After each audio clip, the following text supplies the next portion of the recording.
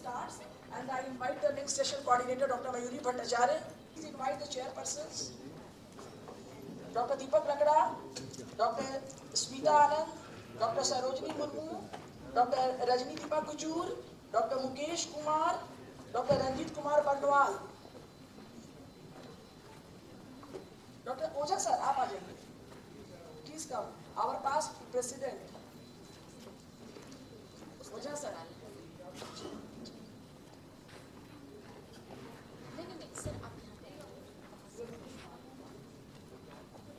Dr. Deepak Lakda and Dr. Vaidhi will give your introduction, sir. Please give her the privilege of introducing. Dr. Kashyap. A very good morning. Now we have come to the much awaited session, Decoding Eyelid Surgeries, which a general ophthalmologist should know. So, our chairperson is already. Now I take the privilege to introduce Dr. A.K. Grover. Dr. A.K. Grover has been awarded the most prestigious Padma Shri award by the President of India. He is the Chairman, Department of Ophthalmology, Sir Gangaram Hospital, and Chairman, Vision Eye Center, New Delhi. He is the President, Oculoplasty Society of South Asia, President, Ocular Trauma Society of India. He is the Counselor at Large, Asia Pacific Academy of Ophthalmology, past President, All India Ophthalmological Society. He is the past President, Asia Pacific Society of Oculoplasty and Reconstructive Surgery, past President, Oculoplastics Association of India. He is the recipient of Colonel Rangachari Award AIOS. He is awarded numerous international and national awards. He has authored 4 books and he has contributed for over 100 book chapters, and he has more than 60 publications. This is a very brief introduction. I would like Dr. A.K. Grover to kindly take the task.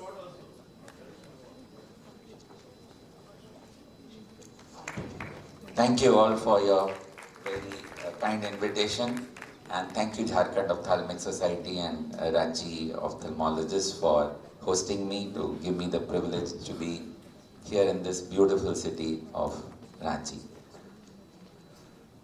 I'll be speaking on correction of age-related entropion and ectropion. We wanted to have subjects which you will face in your day-to-day practice and will need to handle them. So it is important to understand why they occur and how we correct.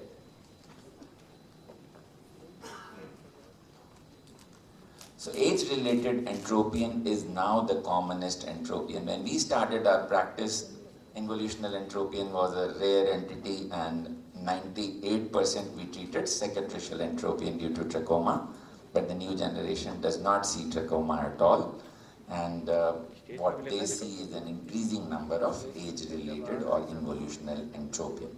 So before we understand how to correct it, we need to understand why it is occurring. One is that with age, we all tend to have absorption of our orbital fat. The eyes become inophthalmic or less prominent, and there is a lesser support to the eyelid, lower eyelid. It tends to fall back. It has the capacity to turn in because there is more space. Then the horizontal support that an eyelid has by medial canthal tendon and the lateral canthal tendon, it decreases. Then there is a support to the lower border of tarsus. There are mechanisms working on the posterior lamina of the eyelid constituted by tarso conjunctiva and on the anterior lamina constituted by skin orbicularis. So the posterior lamina, just as you have a levator supporting the upper border of tarsus, we have the lower lid retractors, the so-called capsulopalpebral head of the inferior rectus, which is supporting it. With age, just as you get an involutional ptosis or age-related ptosis because of thinning of the levator, you get a thinning or dehiscence of the lower lid retractors, and that leads to allowing the lower end of tarsus to become relatively free, which allows it to rotate out and the margin to turn in. And then there is an event that happens in the anterior lamina, that the preceptal part of orbicularis starts overriding the pretarsal orbicularis actively and pushing the margin inwards. So all these four mechanisms with senescence, with age, are working to allow an involutional entropia. So when we need to diagnose, we will need first to know the presentation, and a patient presenting in 60s, 70s, you will know that the possible etiology is involutional. You can rule out ectropion by seeing that there is no shortage of internal lamina, and if you hold the lashes and pull the eyelid up, you will be able to pull it up, which shows that there is no shortening of any lamina. And then this is the hump that you notice, and this is the hump that occurs because of override of the preceptal part over the pretarsal part. Also, when the patient looks down, there is an excursion of the lower lid that takes place. Just as when you look up, the levator pulls the eyelid up. Similarly, in lower lid retractors pull the lower lid down in downward excursion. That goes away because of the weakness of the lower lid retractors. The fourth thing that you need to assess is whether there is laxity. And if you pull the lid and you can pull it beyond 6 millimeters, there is a lid laxity as well. Then you will need to address the horizontal laxity as well. So, as in oculoplastics elsewhere, the objective of surgical correction is to restore normal anatomy and to take care of all the pathophysiological factors that we have enumerated. So how do we do that? This animation doesn't work on Apple, so I'll just explain it on the video. So what we are going to do is, we give this incision in the Jhos procedure, which is about 3 to 4 millimeters below the lashes, 3 millimeters or so, and this will create the barrier between the preceptal and pretarsal part, that is one. Two, we will use this to do a tightening of the lower lid retractors. Three, we will tighten the lid when we give a lateral incision and we excise a triangle at the end. We will be addressing laxity of the anterior lamina. And if there is a lower lid laxity, we'll do a lateral tarsal tightening by lateral tarsal strip procedure or lateral canthopexy, and we will see later. So let's now look at the video.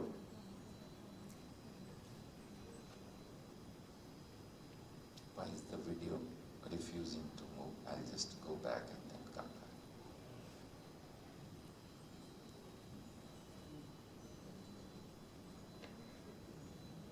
Is it moving there? No, it's not moving.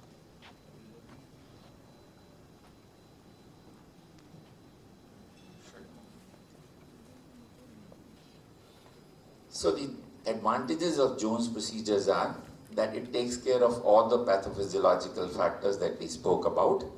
You can titrate the surgery exactly on the table. When you put the first suture, we'll see that we will make sure that at that stage it is just the kind of correction that you want. It is not over or under corrected. When you put the first tightening suture in the lower lid retractors, it has a high success rate and the recurrence rates is minimum because all pathophysiological factors are taken care of.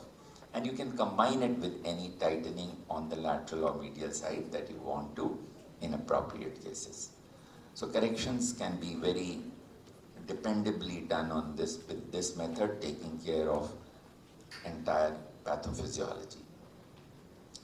Now these were the procedures. Wheeler's was the procedure that we learned as postgraduates, or Fox's procedure, which essentially involved a removal of a triangle of tarsal plate in the Wheeler's or an overlap of the orbicularis muscle.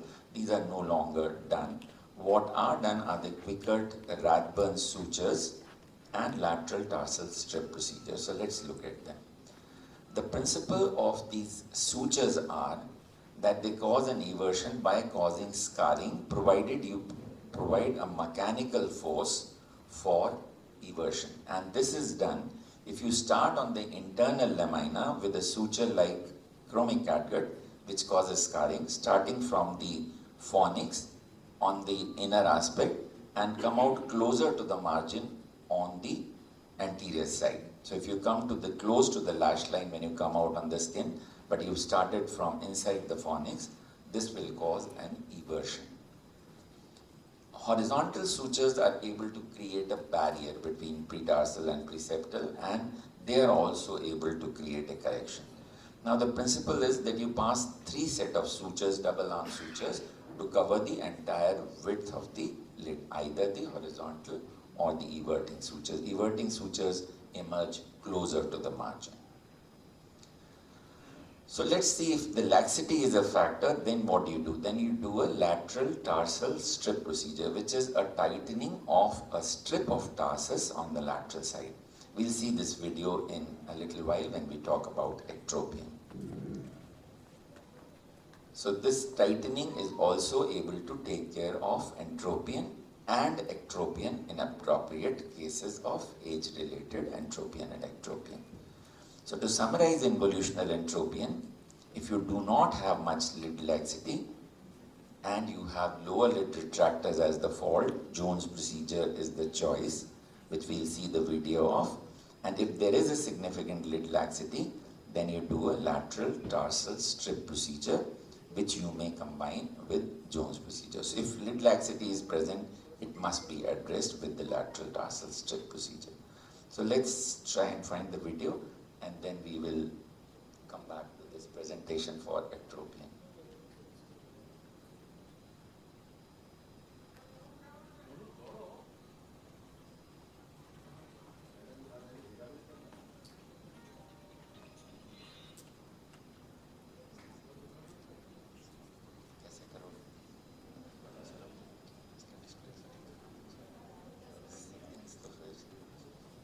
Video अच्छा चलो फिर बाद में करना है, तो पहले ये खत्म कर लेता हूँ, फिर वो अलग से दिखाता हूँ. So let's go on to ectropion and then we'll come back to Jhos procedure.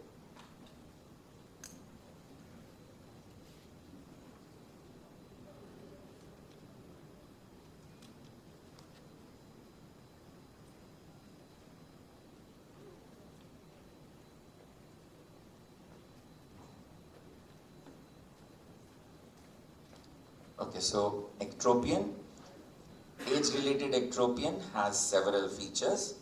One is there is laxity and there is outward turning of the margin or eversion. You lose apposition of the punctum and therefore pooling of tears and overflow is a feature. Also, because conjunctiva gets exposed, you start getting changes of exposure in conjunctiva as well as sometimes in palpebral conjunctiva and cornea. So these are the typical features of an age-related ectropion. Now, pinch test we've already spoken about. Displacement more than 6 millimeters constitutes laxity of eyelid. Snapback test is when you pull the lid and leave it, it recovers very slowly, which again demonstrates that there is a severe laxity. And you then need to assess whether there is a predominant medial canthal tendon laxity or not. If you pull the lid, you find that the punctum gets pulled much beyond the medial canthal tendon laxity. The medial canthal gets significantly pulled towards the medial canthus. In lateral canthal tendon laxity, you get a lateral canthal, like you see here. Lateral canthus gets pulled closer to the lateral limbus. So how do you manage? You decide according to whether it is predominantly a medial ectropion, which is affecting the tear film, or whether it's causing epiphora, or it is generalized, or it is lateral. On the medial side, what is important is that you put the punctum back, and for that we will do a Jhos conjunctivoplasty, which we will see. If there is a punctal eversion but there is lid laxity as well, then you combine it with shortening, constituting the lazy T procedure, which we will see. And if it is predominantly medial canthal tendon laxity, then we need to tighten that. So for punctal eversion, you remove a spindle of conjunctiva from under the punctum, we'll see a video, and tighten it with tightening of the lower lid retractors, which is what will cause, when you create a shortening on the internal lamina, you will cause the punctum to turn in. So let's look at the lazy T procedure. Videos will have to be shown separately. So now what we are doing is we are creating a spindle which is about 7 to 8 millimeter in width and about 7 to 8 millimeter along the long axis and 5 to 8 millimeter in the shorter anteroposterior axis behind the punctum, safely behind the punctum, so that you are able to cause an interning after removal of the conjunctiva, underlying tissue under the conjunctiva and the lower lid retractor there. So you are excising this tissue, causing a little cicatrization by doing a cautery in that, and then doing a shortening of the lid by removal of a pentagon of tissue. So when this pentagonal excision is done, it allows the tightening of the lid. Now when we do a suturing of this, now we are suturing the conjunctivoplasty that we had made. So that conjunctivoplasty, when it is closed with a suture, that will also cause some scarring. Punctum will turn in. We are suturing that before we close the lid defect that we have created. So then we do a marginal repair by the standard technique of marginal repair, which is by 3 vertical mattress sutures. The first suture being at or just behind the gray line, starting at 3 millimeters depth and coming back at 1 millimeter depth and 1 millimeter away from margin. So this constitutes a vertical mattress suture which is being tied with a 6-0 silk to cause a perfect apposition of the margin. Second suture is closer to the posterior part of the margin, close to tarsus.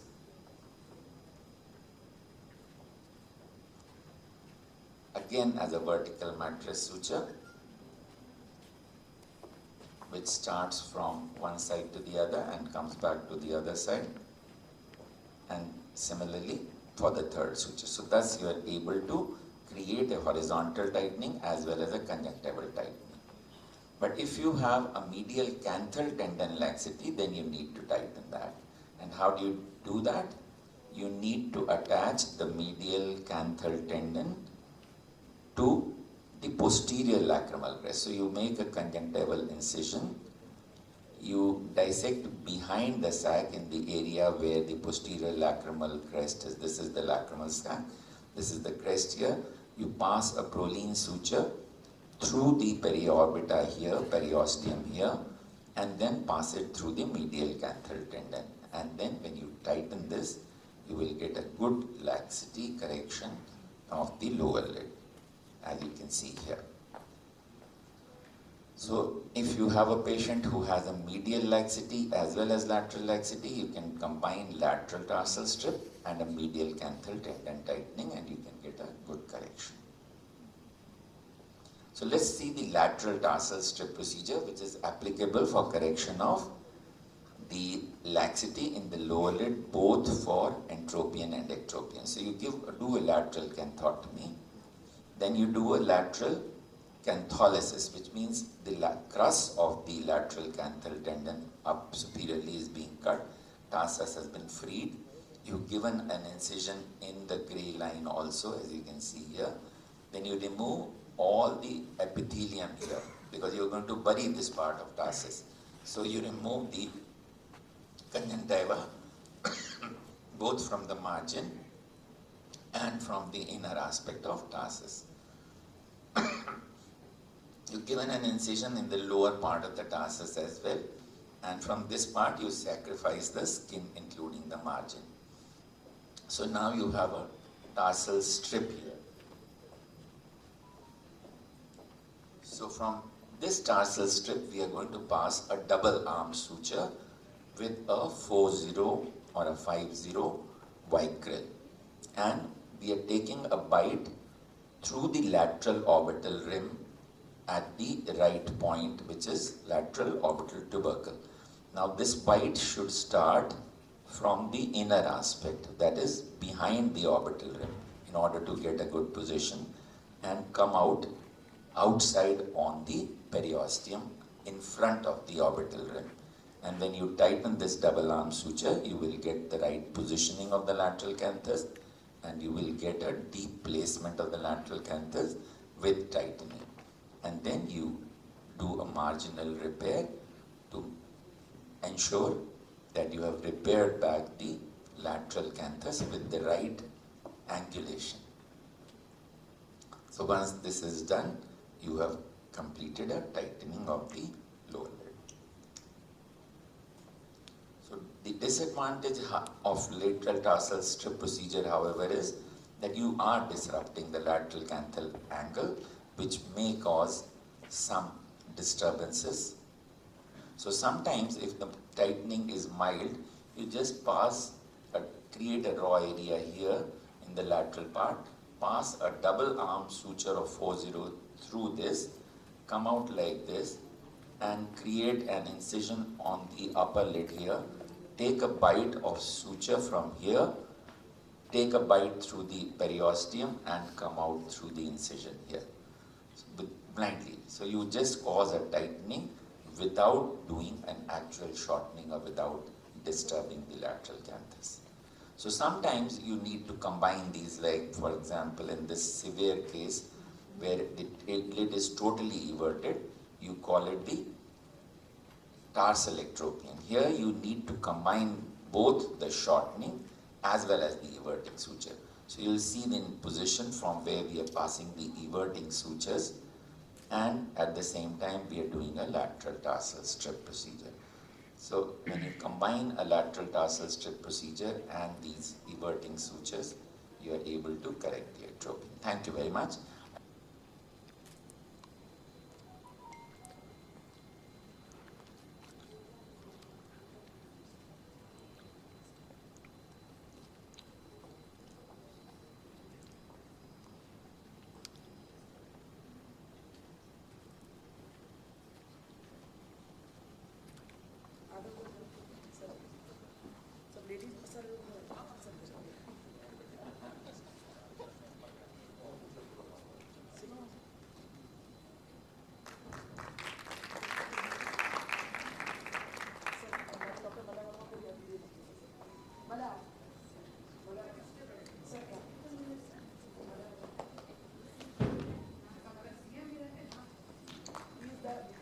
Dr. Malay Verma is the very efficient oculoplasty surgeon of Jharkhand.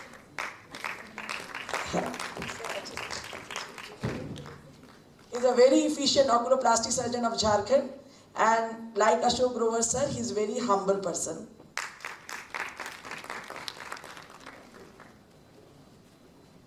So,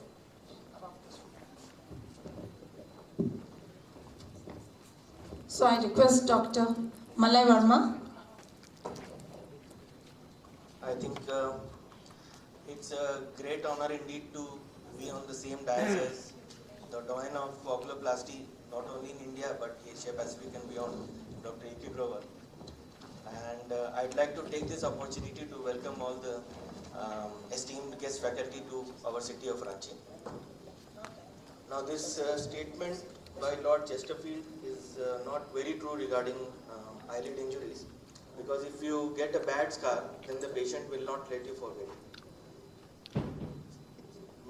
Mostly the eyelid injuries are very simple, and many a times your aim is to get a result like this, but you end up with this. And then simple injuries, lateral canthal injuries, if not repaired properly, can result into a scar like this after some time. On the other hand, grievous injuries like this, if repaired properly, you'll get some sort of achievable cosmesis or a good cosmesis. So let me share with you some pearls and pitfalls that I have learned through my experience. Not only that, but also from the experience of my peers. So first and foremost, you have to maintain the document meticulously. I remember traveling all the way from here to a court in Nellore, Andhra Pradesh for a case that I had prepared 6 years back. Fortunately, all the documents were available at Shankar Netralaya, so I could refresh my memory and then be present in the court. Now, in the case of a fresh injury, you have to look at the big picture. You have to rule out the serious head injuries or facial fractures, because then the treatment of that takes a priority and eyelid repair takes a backseat. Now, once you're planning the treatment, you have to keep in mind the anatomy. The cover is provided by the skin and orbicularis. Support is by tarsal plate, lining by conjunctiva, and other structures are fat, septum, and levator muscles. So, if these are not taken care of, then you will get a bad scar resulting into exposure keratitis and loss of vision. Now, you have to rule out other injuries also. Somebody did a very good lower lid and medial canthal injury repair in this, but forgot about the underlying globe resulting in a thysis bulbi. Similarly, in this case, nicely done lower lid repair, but this was a case of windshield injury, and there were 3 glass fragments in the orbit, maxillary antrum and the nasal cavity. So as is true in life, you have to pay attention to VIPs. Very important parts in this case, medial canthal tendon, lateral canthal tendon and LPS. So medial canthal tendon injuries will definitely have underlying either medial wall fractures or lacrimal injury. And lateral canthal tendon injuries, if they are not repaired properly, then you will get a post-op entropion or ectropion. Now, infection prophylaxis, anyway, we think about, we anyway plan for post-op antibiotics. But if it is a dog bite injury, we have to think of anti-rabies treatment. And then you have to see whether you want to give a tetanus toxoid or an anti-tetanus serum. So that depends on what is the immunization status of the patient. Any history of tetanus immunization within 10 years, then tetanus toxoid can be given. But immunization history is not known, then you need active immunity, so you need to give an anti-tetanus serum. And before taking up the patient in OT, you have to plan everything in advance. Where do you want to take the first fight? Which needle, which suture? So, since the eyelid is not a very deeper structure, it's lying superficially, so you don't need a half circle needle. You can just take a 3x8 needle. And then needle tip should be reverse cutting, because lid tumors, lid injuries, the skin is edematous. So a direct cutting needle will give rise to cheese wiring. And the choice of sutures depend on the healing process. And so tarsal plate roughly takes around 3 to 4 weeks. So for tarsal plate repair, you need either proline, nylon or vicryl suture. Skin heals within 7 to 8 days, so you can take catgut also there. Now, since the lid injuries are not very clean injuries, so you need to provide space for the pus and fluid to come out. So you don't need watertight sutures like a continuous suture. You need to take interrupted sutures. And mattress sutures are taken where there is a tension on the wound edge. You don't want cheese wiring or wound gape. So once you take up the case, you need to spend some time on the patient. You need to clean everything, do a betadine irrigation. You have to remove the dead tissues, but remember, the lid has got a good vascularity, so it's very rare that you will get a large amount of necrosed tissue. Then you have to remove the foreign bodies. You have to look for foreign bodies. Then you have to align the cut edges, so that to get any idea of what was the original structure. This was a case of total eyelid avulsion in an animal bite injury, and it was repaired with a combination of cutler beard and a full thickness skin graft. Now, as far as the suturing tips are concerned, if it is a clean cut injury, you can instead of direct layering closure, you can do it in one bite itself. But more often than not, it's a multiplanar injury. Tarsal plate injury at different level and skin at different level. So you need to repair in layers. And whenever you find that there is a vertical wound which is crossing the skin tension lines, then you will get a contracted scar later on. So better to do few Z-plasties at the same sitting. And to avoid tension, so I'm not talking about the tension of the surgeon, I'm talking about the tension at the wound edge. So there should not be any tensions. You can undermine the tissues, and you can combine with lateral canthotomy and cantholysis. You have to listen from the master, and you have to repair the support first, which is the tarsal plate. Avoid taking fat into the bite because that will result in poor wound healing. Avoid taking septum into the bite because that will cause a hitched up eyelid and exposure keratitis. Deeper layers are repaired first. Levator injuries are easy to identify. Levator muscles are vertically arranged, whereas orbicularis muscles are horizontally arranged. So it is easy to see whether LPS is injured or not. We have to repair that also. Now, goal is to establish anatomical configuration, restore physiological function, and cosmesis. In the first photograph, none of these goals were achieved. Even in the second photograph, after scar revision and full thickness skin graft, still we are little bit away from the third goal. When you try your best but nothing goes right, don't be like this. You have an option of masterly inactivity, and you can plan a second intervention.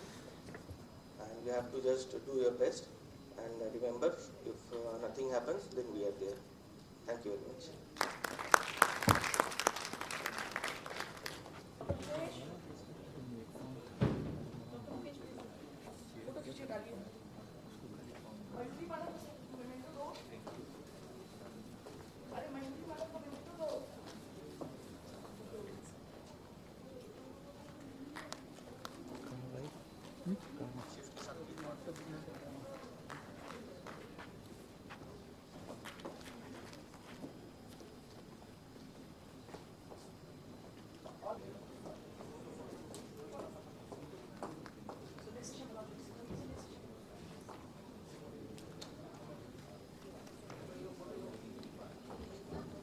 Sir वो हो जाएगा. So the next session starts decoding pentagam.